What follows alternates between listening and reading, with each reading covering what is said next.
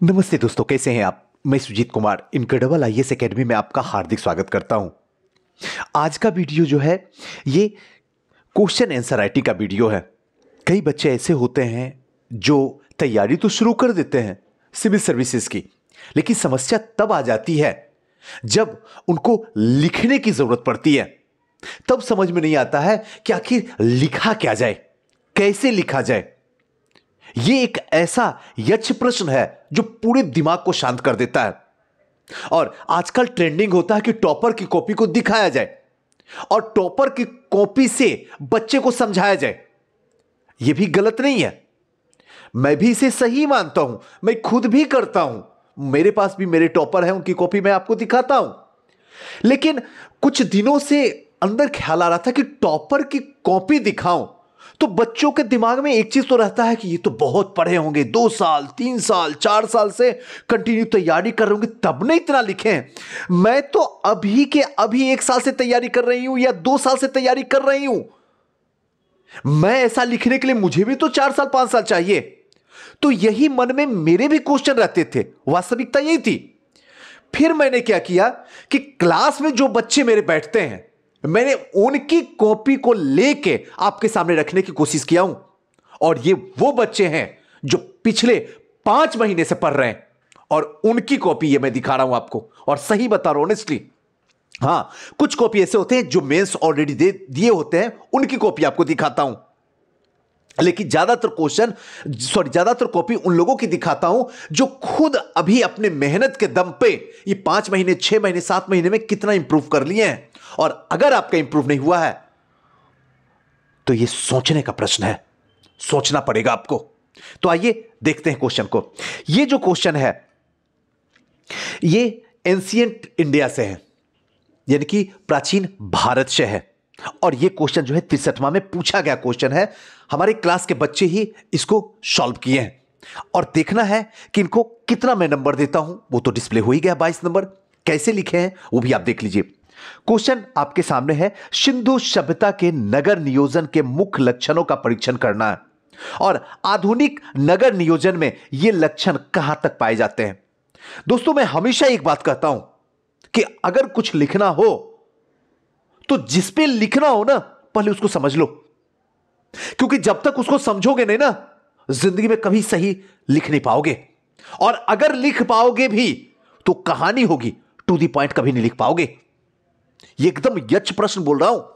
तो पहले क्वेश्चन को समझो। हमने क्वेश्चन जब पढ़ा तो मुझे एक चीज एहसास हो गया कि यह क्वेश्चन 2 पार्ट में पूछ रहा है। अगर 2 पार्ट में क्वेश्चन पूछ रहा है तो लिखना मुझे 5 पेज है, यानी 2.5 पेज में एक पार्ट को लिखना है और 2.5 पेज में दूसरे पार्ट को लिखना है। तभी हम पूरी तरीके से संतुलित बना के आंसर को लिखेंगे, क्योंकि हमेशा हमें बुद्ध वाला मार्ग आंसर राइटिंग में अपनाना है, मध्यम मार्ग अपनाना है। क्योंकि जब तक अगर आप मध्यम मार्ग नहीं अपनाइएगा, आंसर आपका नहीं बनेगा। अब देखिए, सिंधु सभ्यता के नगर नियोजन के मुख्य लक्षणों का परीक्षण करना है। एक पार्ट यह हुआ। दूसरा, आधुनिक नगर नियोजन में भी यह लक्षण कहां तक पाए जाते हैं वो बताना है। क्लियर हो गया। अब आते हैं इसके भूमिका पे, पृष्ठभूमि पे चलते हैं। सिंधु सभ्यता कांस्य युगीन नगरीय सभ्यता थी जिनका विकास भारतीय उपमहाद्वीप के पश्चिमोत्तर भाग में हुआ था। तत्कालीन विश्व की 4 सभ्यता, मिस्र नील की सभ्यता, मेसोपोटामिया, दजरा फरात नदी, चीन वांगहो नदी और सिंधु सभ्यता में यह व्यवस्थित नगरीय के साक्ष्य सिंधु सभ्यता से ही प्राप्त होता है। एकदम देखिए, पूरा टू द पॉइंट आंसर इसको कहते हैं। इसका विस्तार, अब यहां आके गलत कर दिए। क्या गलती किए? इनका विस्तार इतना वर्ग किलोमीटर के आकार का त्रिभुजाकार है। त्रिभुजाकार तो सही है, लेकिन यह डाटा जो आप दे रहे हो यह आदत बन जाएगा देने का। और इस डाटा में थोड़ा सा भी गलती हुआ कि तुरंत पेन चल जाएगा इस पे। क्योंकि अब अगर आप मेंस दे लोगे, उसके बाद आरटीआई से कॉपी मांगोगी, जहां जहां गलती होगा वहां वहां पेन, रेड पेन लगा रहेगा। इसलिए कोशिश कीजिए कि कम लिखिए, लेकिन कदापि गलत मत लिखिए। इसका हमेशा आंसर राइटिंग में ध्यान रखना होगा। तो यह चीज जो है गलत है, डाटा का उपयोग मत कीजिए। हां, जो जरूरत का डाटा हो, जो पता हो आपको कि मैं हमेशा इसको सही लिख सकता हूं सुजीत सर, उसको लिखिए। क्लियर। अब देखिए, सिंधु घाटी सभ्यता के नगर नियोजन, तुरंत फॉर्मेटिंग बनाइए और फॉर्मेटिंग से सॉल्व कीजिए ताकि मुझे पता चले कि आप आगे की जो पार्ट है उसमें क्या क्या आप लिखने वाले हैं। सिंधु घाटी सभ्यता के नगर नियोजन में सड़क, नगर विन्यास, नदियों के किनारे बसे नगर, कुआं, भवन, जल निकासी की व्यवस्था, अन्नागार। अब बताइए कोई अगर इतना फॉर्मेटिंग लिख देता है तो कौन है जो गलत कर दे? मैं क्या, कोई नहीं गलत कर सकता है। लेकिन फिर भी इनको 22 नंबर क्यों मिला? आगे की जब देखिएगा तब समझ में आ जाएगा। ये फॉर्मेटिंग वेरी गुड है। यहां देखने के बाद एग्जामिनर का दिल पसीज जाएगा। एग्जामिनर दिमाग में एकदम माइंड मेकअप कर लेगा कि मुझे जो है इनको एवरेज मार्किंग से ऊपर देना है। ये कॉपी है जो एसडीएम वाली है। सही बात बता रहा हूं, फॉर्मेटिंग एकदम इफेक्ट डालता है। भूमिका, इंट्रोडक्शन खतरनाक वाला देता है। ये दो चीज पे आपको पूरा कमाल होना चाहिए। आगे आते हैं। सड़क। सिंधु सभ्यता के सड़क समानांतर तथा एक दूसरे को समकोण पे काटती थी। अब समकोण जो है थोड़ा सा अंडरलाइन कर देते तो और मजा आ जाता, जिससे नगर आयताकार खंडों में विभाजित होती थी और आयताकार खंडों में होती। सड़क मुख्यतः 3 मार्गों में बटा हुआ था। मुख्य सड़क की सहायता से सड़क जो होते थे वो गली की तरफ होते। अब यहां पे देखिए, यहां पे बना दिया गया है पिक्चर। तो ये जो है थोड़ा सा औरों के अपेक्षा जो है यहां पे ज्यादा इफेक्ट डालता है। नगर विन्यास। इस सभ्यता के नगर 2 भागों में बटा हुआ था। पहला भाग जो है पूर्वी भाग जो कि दुर्ग निर्मित होता था और दूसरा जो है पश्चिमी भाग जो कि निचली बस्ती स्थित था। पूर्वी भाग में शासक वर्ग निवास करते थे, जबकि पश्चिमी भाग में जो व्यापारी या फिर शिल्पकार आदि निवास करते थे। बिल्कुल। धौलावीरा में बीरा से 3 नगर के जो है भाग जो है एक साक्ष्य के रूप में मिला है। अब देखिए धौलावीरा जो है गलत है, यह अंडर गया। अब आपने बताया कि 2 भाग में है, धौलावीरा इकलौता है नगर जो 3 भागों में बंटने के साक्ष्य वहां से मिला है। इंडिकेट कर दिया, मजा आ गया। 2 तो है, ये तीसरा धौलावीरा भी बता रहे हैं। नदियों के किनारे बसे नगर। इस सभ्यता के अधिकांश नगर जो है नदियों के किनारे बसे हुए थे, जिनके माध्यम से यातायात, व्यापार, सिंचाई का कार्य जो है यहां पे होता था। उदाहरणार्थ, यह गलत है। देखिए उदाहरणार्थ, अब देखिए नदियों के किनारे तो इसके पीछे रीजन होता होगा। एक रीजन तो यह होता था कि व्यापार वाणिज्य जो होता था वो जल मार्ग के द्वारा होता था तो आसान हो जाता था, तथा सिंचाई कार्य के लिए जो है यहां से ज्यादा और साथ साथ में वहां पे क्या होती थी, निवास का भी स्थान होता था, आवास का स्थान होता था। नगर और नदी, हड़प्पा, रावी नदी, मोहनजोदड़ो सिंधु नदी, चाहुंदरो सिंधु नदी, लोथल भोगबा नदी। अब ये चीज जो दे दिए, इससे क्या हुआ, थोड़ा सा जो चीजें बातें बताई जा रही है और कौन सा नगर है, कौन से नदी के किनारे है, अगर इंडिकेट कर देते हैं तो एग्जामिनर को जो है खुश हो जाता है। उसको लगता है कि मुझे जो चीज चाहिए वो मुझे मिल गया। अब आते हैं नेक्स्ट, कुआं। मोहनजोदड़ो के प्रत्येक मकान से कुआं के साक्ष्य मिलते हैं। हर मकान में कुआं विराजमान होता था। भवन, आमतौर पर प्रत्येक घर में 2 मंजिले घर होते थे, होते थे, जिसमें एक आंगन, एक रसोई घर और एक स्नानागार होता था। 2 मंजिला घर होता था, आंगन डेफिनेटली होता था, हर घर में रसोई घर होता था जो कि आज भी आपको देखने के लिए मिलता था, और हर घर में बाथरूम जिसको स्नानागार कहा जाता था वहीं पे रहता था। आइए अब देखिए, घर के दरवाजे तथा खिड़कियां गलियों में खुलते थे। अब देखिए मैं है, मैं को अंडरलाइन करके इसको मैं बनाने की कोशिश करते हैं। ऐसी गलती मत किया कीजिए, यह गलती नहीं होनी चाहिए, जिसमें धूल कण का प्रवेश ना करना। एक तो धूल कण का प्रवेश ना करना ये तो है ही था, और साथ साथ में जो है वहां पे जो पर्दा प्रथा था उसका भी पालन करना था। अगर ये लाइन लिखते ना तो और मजा आ जाता सच में। लेकिन सुजीत सर आप बता रहे हड़प्पा, और हड़प्पा में अगर यहां पे ये चीज जो देखें कि वहां पे मात्रात्मक समाज है, अभी ने पित्रात्मक है, उस समय तो मात्रात्मक यानी कि माता की प्रधानता थी, लेकिन हां फिर भी थोड़ा सा सेफ्टी के लिए रखा जाता था कि गैर पुरुष या गैर मर्द से जो है थोड़ा नजर ना मिलाया जाए।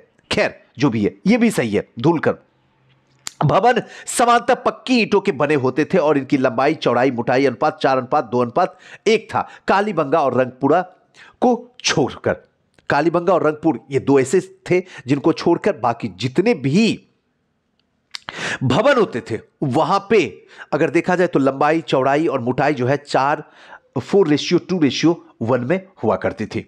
जल निकासी प्रणाली व्यवस्था, प्रत्येक घर की नालियां निकलती थी जो मुख्य नली में जाके क्या होती थी, मिल जाती, नालियों में मिल जाती थी। ये गलत है, देखिए जो मुख्य मेन होल होता था उससे जाके जुड़ जाती थी। सड़क किनारे मुख्य नलियों के ऊपर जो है ढकी होती थी। आज भी अगर देखिएगा तो आज भी आपको ढका हुआ मिलेगा, नाली तो होगा लेकिन ऊपर से पूरी तरीके से ढका हुआ होगा। एएन वाशम के अनुसार इस प्रकार के प्रबंध जो है तत्कालीन अन्य सभ्यता में विकसित नहीं था। और थोड़ा सा इतिहासकार के बारे में अगर चर्चा कर देते हैं, ये तो किए हैं नो डाउट, ये बहुत अच्छा किए हैं, लेकिन अगर यहां पे अंडरलाइन कर देते तो शायद ये आंसर 4 चांद लगा देता। यही चीज आपको और करना है, सीखना है। देखिए इन सब कॉपियों से आपको ज्यादा सीखने का मौका मिलेगा। और अगर ये स्टूडेंट लिख सकते हैं तो फिर आप क्यों नहीं लिख सकते भाई? सोचो, बस कोशिश तो किया जाए, शुरुआत तो किया जाए। और अभी जो है हिस्ट्री ऑप्शनल की क्लास स्टार्ट है। अगर आप कहीं जुड़ना चाहते हैं तो एक बेस्ट और बेटर ऑप्शन है जो आप हमारी संस्था में जुड़ सकते हैं।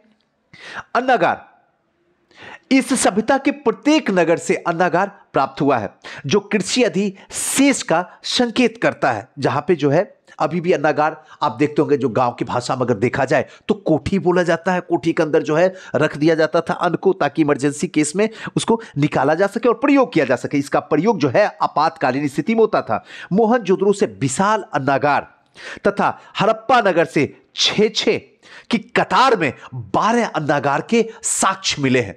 दोनों जगह पे ये चीज अगर लिख देते अन्नागार में तो मजा आ जाता, नंबर काटने का दिल ही नहीं करता। सच बताता हूं, कभी कभी कोई कोई कॉपी हमारे सामने हमारे बच्चों का ऐसा आ जाता है, न चाह के भी हम नहीं रोक पाते हैं कि नहीं यही चाहिए आंसर में, एग्जैक्ट टू द पॉइंट। अब देखिए थोड़ा सा मैपिंग बना दिया गया, इंडिया का मैपिंग बना के जहां जहां जो जो शहर है उन सारे शहर को इंडिकेट कर दिया गया। कितना खूबसूरत लगता है, जरा देखिए तो कहां कहां कौन कौन से शहर से क्या क्या मिले, लोथल से क्या मिला, मोहनजोदड़ो से क्या मिला है, दैमाबाद से क्या मिला है, उन सारे को इंडिकेट कर दिया। और कौन से हिंदुस्तान के राज्य से हैं उन सबको लिख दे तो मजा आ जाता है। आइए आधुनिक नगर नियोजन में समानता, अब इसके क्वेश्चन के दूसरे पार्ट की ओर हम लोग इंटर करते हैं। सड़क, आधुनिक सभ्यता यानी कि हड़प्पा सभ्यता थोड़ा सा जोड़ना है। नगर नियोजन के आधार पर आज 4 लेन राजकीय पथ निर्माण किया जा रहा है जो समकोण पर एक दूसरे को काटती है। क्या हड़प्पा से नहीं जुड़ी हुई है?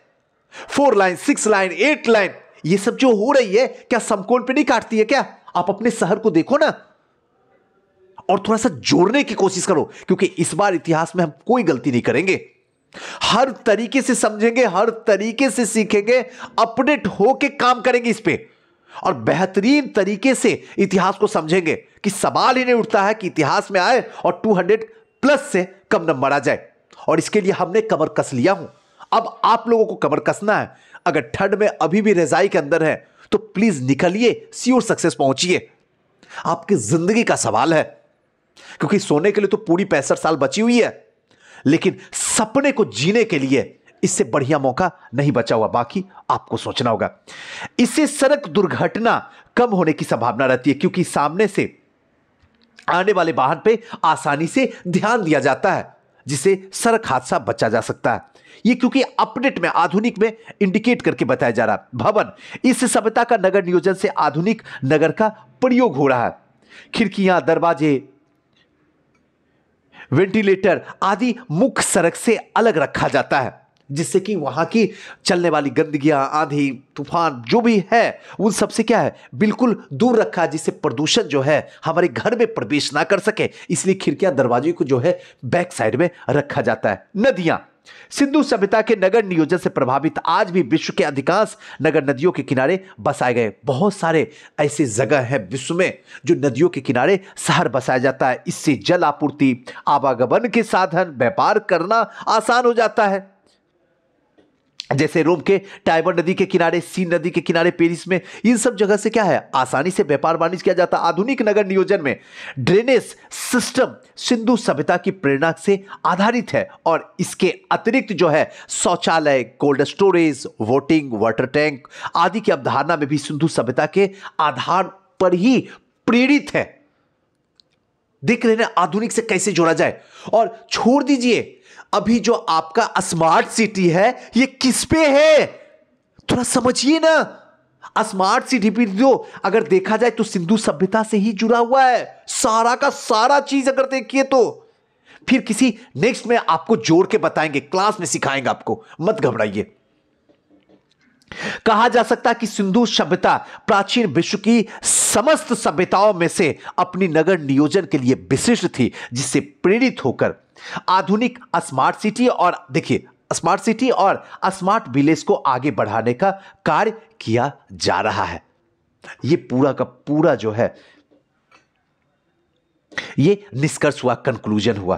तो दोस्तों ये पूरा का पूरा आंसर हुआ। अगर आप इस तरीके से आंसर लिखते हैं तो यकीन मानिए मैंने यहां पे 22 नंबर दिया हूं और ये मान के चलिए थोड़ा सा मैं टाइट नंबर देता हूं, नो डाउट है मैं ज्यादा नंबर देने की कोशिश नहीं करता हूं ताकि आप और बेस्ट कर सकें। वास्तविकता यही है और ये आप भी जानते हैं।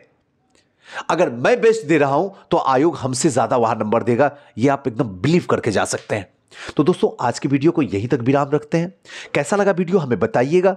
कुछ और अगर जरूरत होगा, कुछ और आपकी डिमांड हमसे होगी तो हमें जरूर बताइएगा। हम आपकी खिदमत के लिए हमेशा तैयार रहेंगे। और हां, अगर अभी तक आप किसी संस्था से नहीं जुड़े हैं तो आपके पास में एक बेस्ट बेटर ऑप्शन है, श्योर सक्सेस, जहां पे अपने सपने को जी सकते हैं, अपने हिस्ट्री के साथ में खेल सकते हैं, सीख सकते हैं और 200+ नंबर ला सकते हैं। तो जुड़िए हमारी संस्था से। फिर मिलते हैं किसी नेक्स्ट वीडियो में, तब तक के लिए नमस्कार।